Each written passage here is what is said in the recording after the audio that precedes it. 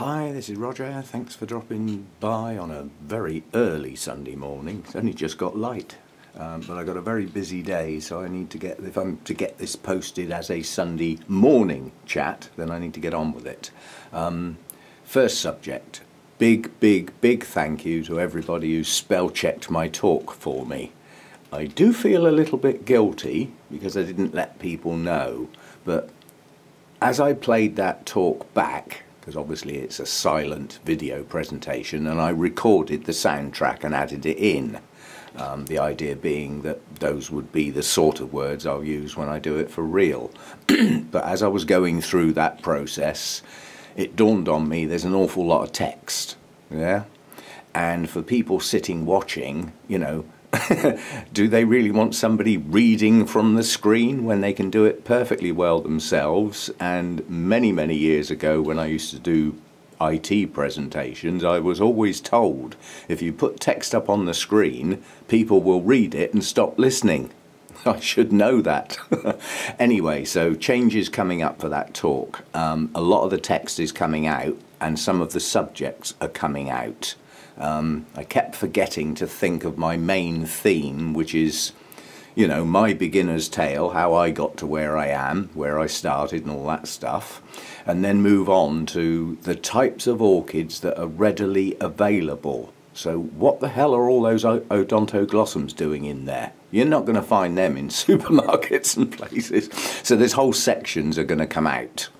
And then I thought, via several suggestions, of presentation for an orchid society is more visual. You know, people are watching as well as listening, we hope. So they need something to watch. And that whole presentation has only got photographs in it. There's no videos. And that's what I do. You know, that's why I'm holding the camera in my hand now. It's the medium that I like to use, is video. And there's nothing in there. So I'm going to add some video clips in. You know, a repotting section would be good, showing some old manky roots and a sphagnum plug, but I don't keep my clips, with very few exceptions. As the clips are put together and the video is made, it gets put on YouTube and I tidy up behind me. You have to bear in mind that a half an hour video is probably 3.5 or 4 gigabytes worth of clips, plus the 3 or 4 gigabytes of the final video. And my computer's only got so much room on it, you know, a video virtually every day, just do the maths. I'd run out of space very quickly. So I'm very tidy and I delete behind myself. So the clips aren't retained. And I have tried in the past, obviously the video itself is on YouTube, and you can use like screen capture to sort of recapture part of a video clip, but the quality is lousy. It just doesn't work very well, so I'm excluding that option. But yeah, I'm going to record some video clips to include in the presentation, which I can then talk along. And I've got a couple of classic ones. Yeah, I've got a no ID orchid labelled houseplant that I've only recently got. It's in bloom. I can go along the lines of, and what's in the pot? Totally unknown, yeah? Especially as a lot of the roots are dying back on the surface where it's been allowed to get dry. I can go into that one quite well. Not necessarily repot it, but get it out of the pot and have a look and a talk about it. This twinkle over here hasn't come out of its pot yet either. So I've got a couple of examples. Not many, because I do tend to get on and do my repotting pretty quick. Some of the other plants that need repotting are not the sort of plants that would be in the talk, not readily available, like my Masdevallia ignea hiding away down there in the breeze. You know, that's not the sort of thing you're going to find in a supermarket. Probably be dead before anybody bought it. Too warm. Yeah, so I'm going to adjust that video considerably, add in some video clips, get rid of a lot of the text and add visuals, which I can then talk alongside, and I think that will work quite a bit better. And thanks for the suggestions. When I've done that, which won't be immediately, I'll put it up again and we can have another look at it, you know, like the final version, something like that. But that'll take me, well, into next week. The other thing I want to say is I'm reasonably certain, but not absolutely confident yet, that next Sunday morning's chat will actually be the rescheduled live broadcast. So this is like a warning shot. I will put a proper notice up if I make that decision early in the week, give people plenty of time, but it's highly likely that next Sunday will be the live broadcast, providing my internet stays up this time. But as I said last time, that's only the second internet break I've ever had since I've been with that supplier, so I don't expect it to happen again. It was a very, very rare occurrence that just happened to happen at a very inconvenient time, so I don't expect that to happen again. So those bits out of the way. Thanks for all the people joining in with the Facebook stuff. That seems to be catching on quite nicely. Getting quite a few more of other people's posts up there, which is good, because I don't want to post my own posts all the time. I'd rather other people got in there and put some problem plants up or some pretty blooms or whatever. You know, it's a conversation place, Facebook, with pictures and what do I do about this? And you know, other people, I'm quite happy for other people to jump in there and say what they think and stuff like that. That's what Facebook is all about. Unlike YouTube, which doesn't lend itself to those big conversations very well, especially as I only deal with my comments once a day. Whereas the Facebook, I do drop in there every now and again, see what's going on. Because it's relatively new, there is an element of trying to keep up with it. So I have to keep on top of it. There's lots of new friend requests coming in that need dealing with, you know, and new posts and extra comments on posts that are already there. So I can't let that slack off, or I'll just end up with too much work to do, which I don't want. Quick look round what's going on out here. There were a couple of things I was hoping to show you today, but they're not behaving themselves. In some cases out here at the moment, it's a matter of what's going rather than what's coming, but it is a bit of both. My moniliform, some more buds are swelling up quite nicely on this little one, including on the latest couple of growths. So that one's coming on. They're delicate little blooms, and the camera won't show it, but there is a tinge of pink on that white. They're not pure white. It's just a subtle hint of pink. But the camera's probably not going to have enough detail in it to show that. The two Paphiopedilum buds are, this one's probably not too far off opening.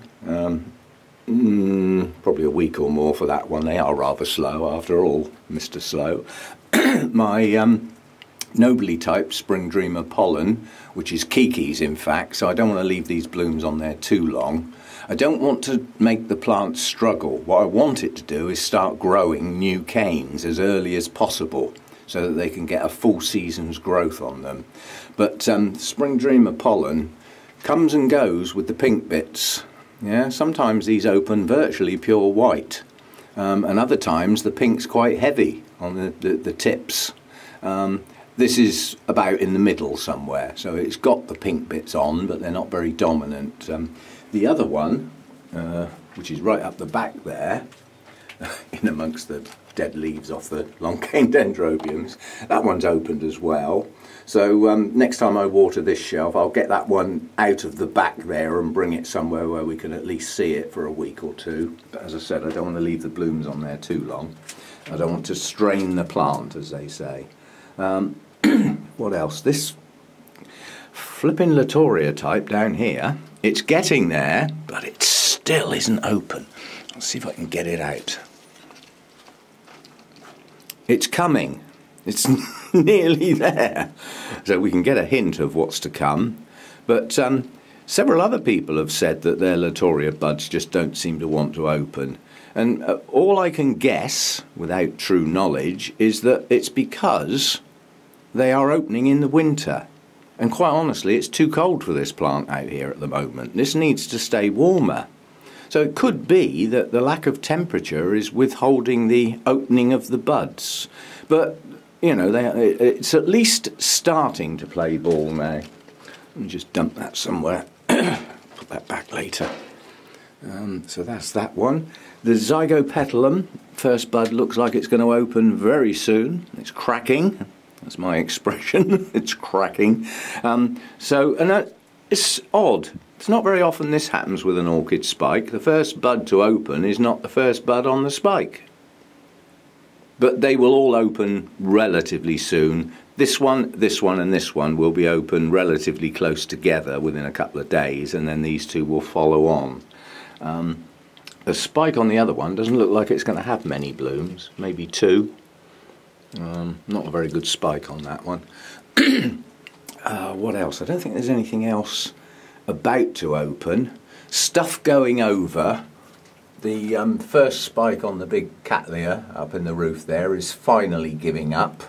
Well, bearing in mind that opened towards the end of October, I'll put that down as pretty damn good. And the other one opened a month or so later, so that one should still last a while yet, especially as the temperatures are cool. There's quite a few cattleya buds in their sheaths. This is going to be the first one to open.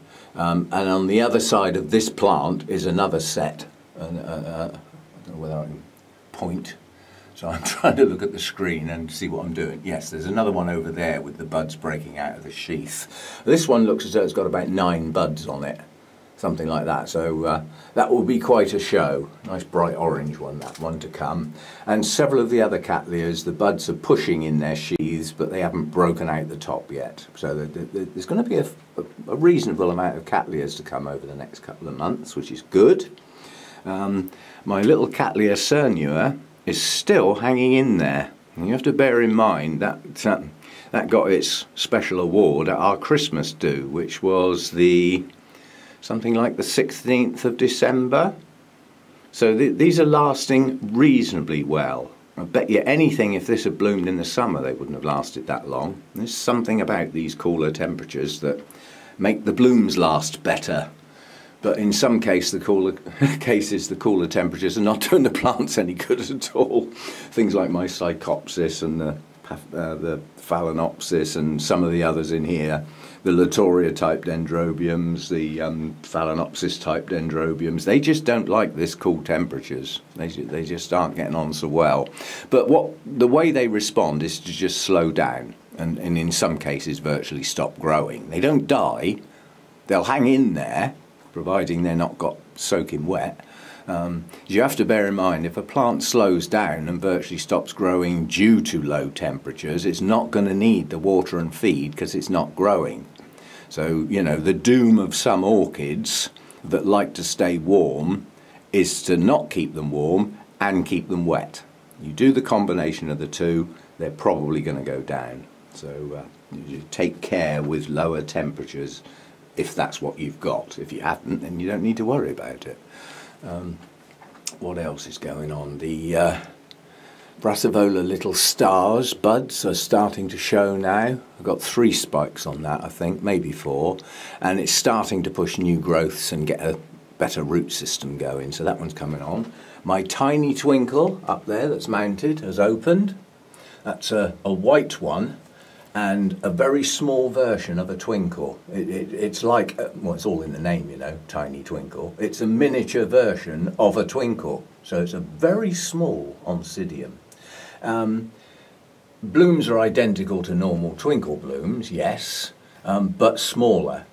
But again, like with a lot of the twinkles, they may be small blooms, but they make up for it in weight of numbers and the fragrance. Although my white one, this one, has probably got the least fragrance of all my twinkles.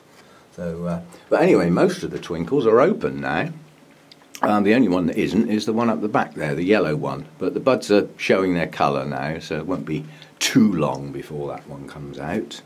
I can't really get at it yet, but the next spectacle that we're going to get is the Dracula Bella. That bud is almost full size now, and you can see the sort of size it's going to be if you look at the little tiny Dracula bloom next to it, which is tiny. Sorry about the poor light, but but this bud is large. These are large blooms, and if you look at the tail, which will become, you know, the spidery bits sticking out from the top and the sides, they're about 3 inches long.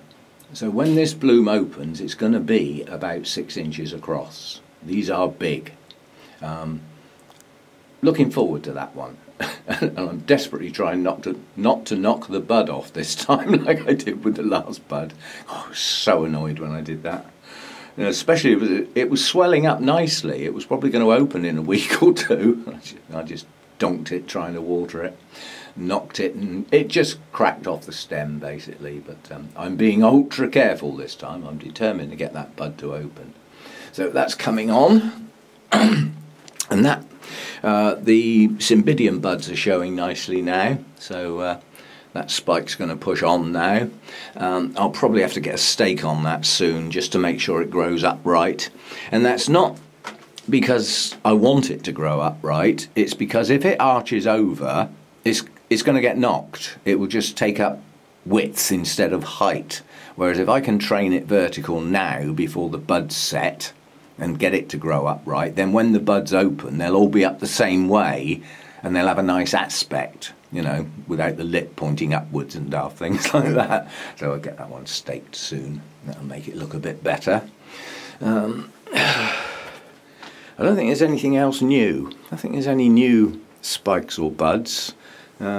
The spike fairies obviously visited, but they seemed to concentrate on the Tolumnias. They didn't seem to bother with much else. That was nice of them, wasn't it? These two spikes on my little Orangus are pushing on now. They're starting to lengthen, but they're very, very slow. Very slow Orangus spikes. They take ages to develop. And they'll probably have 2, 3, maybe 4 blooms per spike, but relative to the size of that little plant, the blooms are large. So I'm looking forward to that. That's a regular bloomer. Every year, 2 spikes for the last 3 years. Prior to that, it just had 1 spike. So coming on, things to look forward to. Come on. Go on. Well, at least it's split now, so it should open. Over the next couple of days, it should open fully. Then at least this one looks like it's starting to break at the ends as well. So looking forward to that. It's a lovely deep green colour, and the depth of that purple inside, I'm looking forward to that.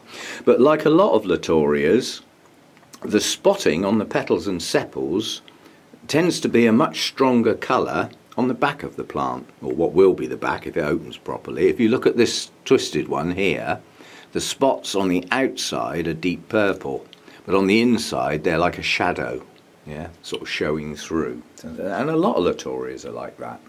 I was just thinking what else we've got. This one over here, which is Polysema crossed with Aberrans. If you look at the back of the blooms, they're gorgeous, yeah? Lovely spotty patterns, but if you look at the bottom of the blooms, the spotting's a shadow. It's like showing through, like a stain almost. But then you get the nice veining on the lip. So although these are small blooms, they're very attractive viewed from above. And they're starting to go in places as well. There's a few of those starting to... But that's been open ages. You know, I mean, that's been in so many videos. It's a show off. Anyway, thanks for all the help with the talk. Greatly appreciated. As I said, a lot of the spelling corrections won't need to be done simply because a lot of the text is actually coming out. But by the time I've updated it, I'll go through it again and see what text is left, and then I can go back to all your wonderful comments and do any corrections that are necessary. I will make a point though, fertilizer is spelt with an S. Virtually everywhere except for in the States.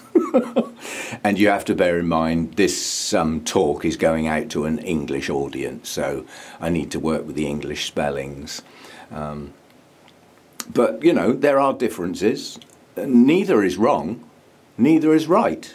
You know, in the States fertilizer is spelt with a Z. Well, no problem with that. But in the UK it's spelt with an S, and probably in many other places in the main. But nonetheless, neither are right or wrong. So thanks for pointing that out, but it is an S in the UK. There's several other instances where I think that comes along as well. I think prizes, I think that's... Oh, I don't know. I'm no good at spelling anyway. That's what spell checkers are for. Unfortunately, with a video presentation, I can't spell check it with software. It has to be done by eye.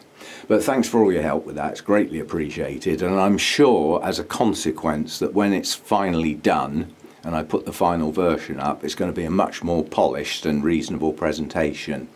Now I know lots of people said it was okay as it is, but I know I can make it better and take on board some of the comments. Oh, the only other thing I wanted to show is the Brassicatlia BC, isn't it? Yeah, Brassicatlia Make. Buds on that are swelling up nicely and showing their patterning, so that's going to be open soon.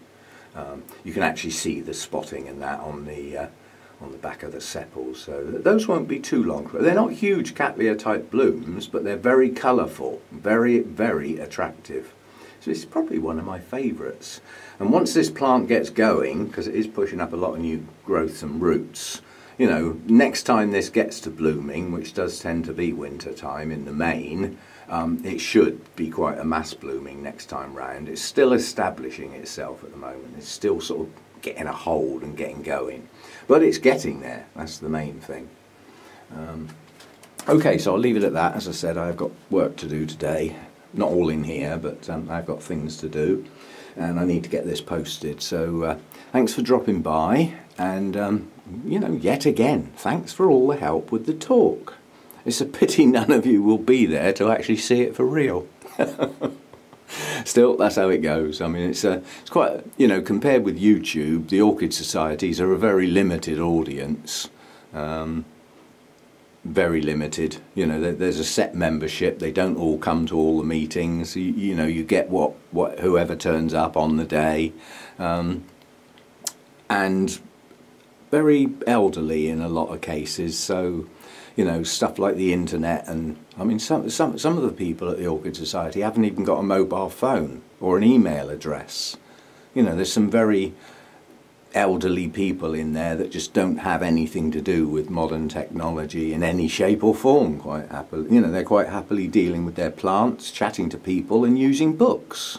You know, that's what they're used to. I can't imagine my life without the internet. Boy, would I be bored. But that's me. I mean, I grew, you know, a lot of my career was in IT. I've always been that way inclined. So suits me, but it doesn't suit everyone. And I'll see you next time. As I say, if I'm going to do the live broadcast next Sunday, I will formally announce that. But it's highly likely that will happen. And again, I'll ask, if you've got requests for videos, like you'd like a certain set of plants looked at more closely, or even a specific plant, I'm quite happy to do those. You know, the suggestions are brilliant, but I need to have them, otherwise I'm on my own trying to think up ideas.